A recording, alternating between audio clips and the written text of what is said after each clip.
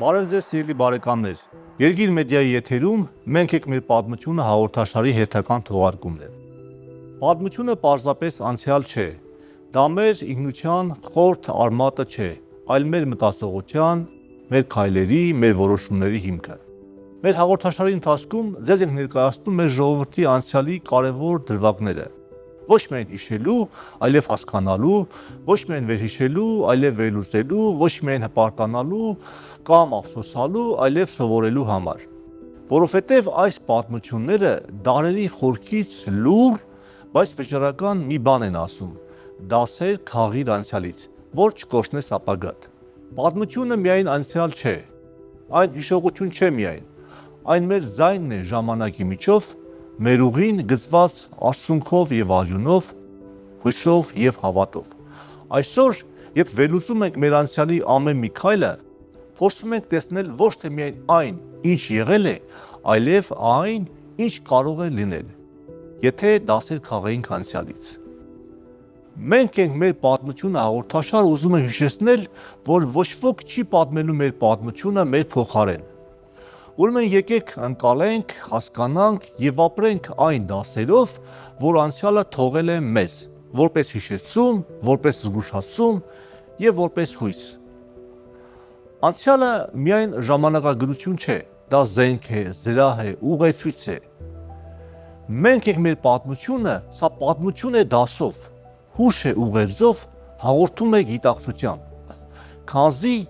եթե մենք չհասկանանք մեր պատմությունը, ուրիշներն են այն գրելու մեր փոխարեն։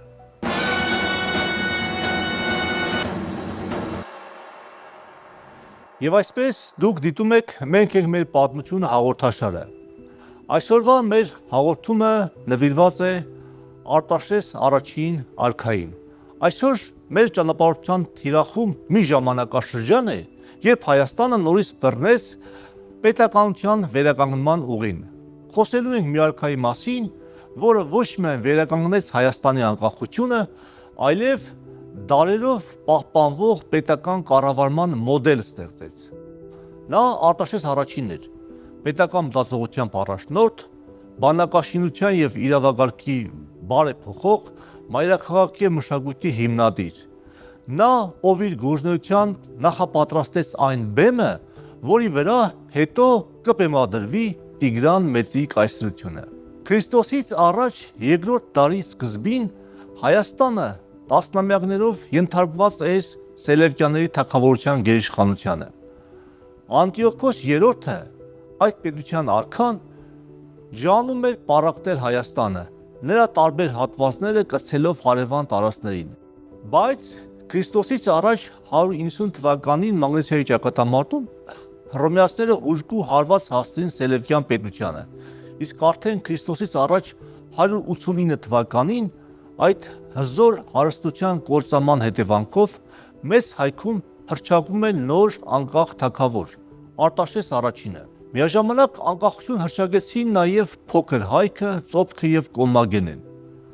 Պատմական այս վերածնունդը Արտաշեսը վերածեց պետական վերակառուցման ծրագրի։ Արտաշեսը, թեև փաստացի հիմնեց նոր Արտաշեսյան դինաստիան, որն իշխեց շուրջ 2 դար, իրեն ներկայացնում էր որպես երվանդյան տոհմի շարունակող։ Այս կերպ նա ցույց էր տալիս հայկական պետականության շարունակականությունը, նա խնդիր չուներ իրեն նորաստեղծ հռչակելու, հինը և նախկինը մերժելու, ընդհակառակը, իրեն ամուր կապերով ամրացնում էր նախորդին, ցույց տալով, որ պետականաշինությունը շարունակական գործընթաց է։ Նրա օրոք Հայաստանը վերածվեց տարածաշրջանի ամենահզոր պետություններից մեկի։ Անկախության պահպանումը պահանջում էր ուժեղ բանակ։ Արտաշեսը ստեղծում է 4 մեծ զորավարություններ սահմանների պաշտպանության և հարձակողական գործողությունների համար։ Այս զորահրամանատարությունները հետագայում դարձան բդեշխություններ, ռազմական և վարչական նշանակության միավորներ։ Հզոր բանակի օգնությամբ Արտաշեսը վերադարձնում է մեծ հայքից կտրված հողերը, արևելքում փայտակարանն ու պարսպատունիքը, հյուսիսում Գղարշկը և Գուգարքը, արևմուտքում Դերջանը, Կարինը, Եկեղիքը, հարավում Տմորիկը։ Չնայած նրան, որ նա չկարողացավ միավորել փոքր Հայկն ու Ծոպքը, այդուհանդերձ աջակցեց նրանց ամրապնդմանը։ Փաստորեն Արտաշես առաջինը հողահավաք արքա էր։ Քաչ գիտակցում էր հայկական տարածքների մեծ միասնական պետության մեջ ընդգրկելու կարևորությունը։ Արտաշեսը մեծ հայքը բաժանեց 120 գավառների, ստրատեգիաների։ Դրանց ղեկավարները լինում էին թագավորի կողմից նշանակված ստրատեգոսները։ Սա կենտրոնացված իշխանության ամրապնդման հստակ քայլ էր։ Արտաշեսը իրականացրեց նաև հողային բարեփոխում։ Արտաշեսի պետական գործչի դիմանկարի ամենավառ գիծը թերևս հողային բարեփոխումներն էր։ Նա իրականացրեց մի բարեփոխում, որը դրոշմվեց հայոց պատմության մեջ։ Այս բարեփոխման նպատակն էր կանգնեցնել մեծ հողատերերի ազնվականների գարշապարը, որովհետև նրանք յուրացնում էին գյուղական համայնքների հողերը, իսկ գյուղացիները կորցնում էին իրենց անկախությունը և տիրապետական իրավունքները։ Արտաշեսի հողային բարեփոխումը արգելում էր ագարակատեր ավագանուն յուրացնել գյուղացիների հողերը։ Նա սահմանեց հստակ հողաբաժանման և սահմանակարգերի համակարգ, որով կարգավորվում էր հողի սեփականությունը։ Սա ոչ միայն պահպանում էր գյուղական համայնքների ուժը, այլև ամրապնդում էր պետության հիմքը, քանի որ գյուղացիները հարկատուներն էին և բանակի ռեզերվ էին համարվում։ Մովսես Խորենացին վկայում է, որ Արտաշեսի ժամանակ հայոց աշխարհում ամուշակ հող չկար, ոչ լեռնային, ոչ դաշտային։ Սա ոչ միայն հողային կարգավորում էր, այլև հզոր սոցիալական օրակարգ, ձևավորվում էր միջին խավ։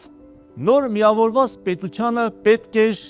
նոր մայրաքաղաք, և այդ մայրաքաղաքը դարձավ Արտաշատը, որը շուտով վերածվեց Հայաստանի քաղաքական և մշակութային կենտրոնի։ Հռոմեացի պատմիչ Պլուտարխոսի վկայությամբ քաղաքը նախագծել է հանրահայտ զորավար Հաննիբալը, որը ապաստան գտավ Հայաստանում։ Արտաշատը հելլենիստական ոճով կառուցված և կարևոր առևտրական հանգույց դարձավ, կապելով արևելքն ու արևմուտքը։ Նորաստեղծ Արտաշատում թագավորը կառուցեց հայոց աշխարհի հովանավոր Անահիտ աստվածուհու տաճարը։ Այնտեղ Անահիտի արձանի կողքին տեղադրվեցին Արտաշեսի նախնիների, երվանդական և աքեմենյան թագավորների քանդակները։ Սրանց ժողովուրդը պետք է պաշտեր որպես աստվածների։ Թագավորի նախնիների աստվածացումը բարձրացնում է նրա իշխանության հեղինակությունը ժողովրդի և հասարակության մոտ։ Նրա օրոք զարգացավ նաև նավագնացությունը, վերականգնվեցին հին ուղիները, կառուցվեցին նոր քաղաքներ, որոնցում կրկին վերականգնվեց հայկական ինքնությունը և ուժը։ Արտաշես առաջնի բարեփոխումները ճակատագրական նշանակություն ունեցան մեր պետականության համար։ Նա պետությունը հենեց բանակի, հողային արդարության, օրինականության և մշակույթի վրա։ Նա դարձավ պետական մտածողության հայաստանյան մոդելի նախակարապետը։ Արտաշես առաջինի բարեփոխումները ցույց տվեցին, թե ինչպես կարող է մի անհատ վճռական և ստապ մտքով առաջնորդվելով վերականգնել մի ամբողջ երկրի ուժն ու միասնականությունը։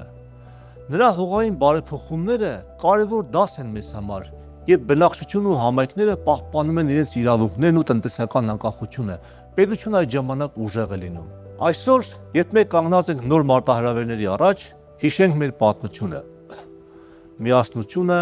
արդարությունը և կառուցողական բարեփոխումները կարող են մեր երկիրը նոր վերելքի հասցնել, ինչպես Արտաշեսի օրոք։ Արտաշեսը վաստակեց բարեպաշտ պատվանունը ոչ թե միայն հավատարմության համար աստվածներին, այլև ժողովրդին և պետությանը։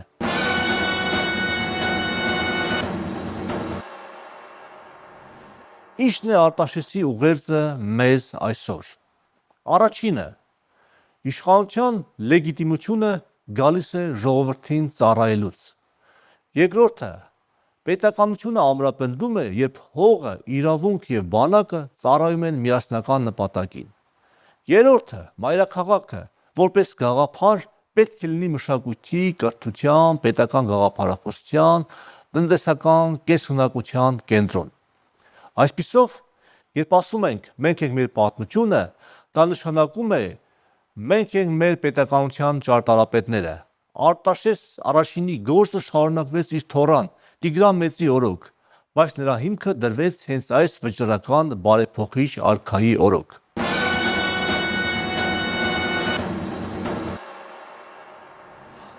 Շնորհակալ եմ, որ մեզ հետ էիք։ Հանդիպում ենք հաջորդ հաղորդմանը նոր պատմության և նոր դասի հետ։ Ցտեսություն։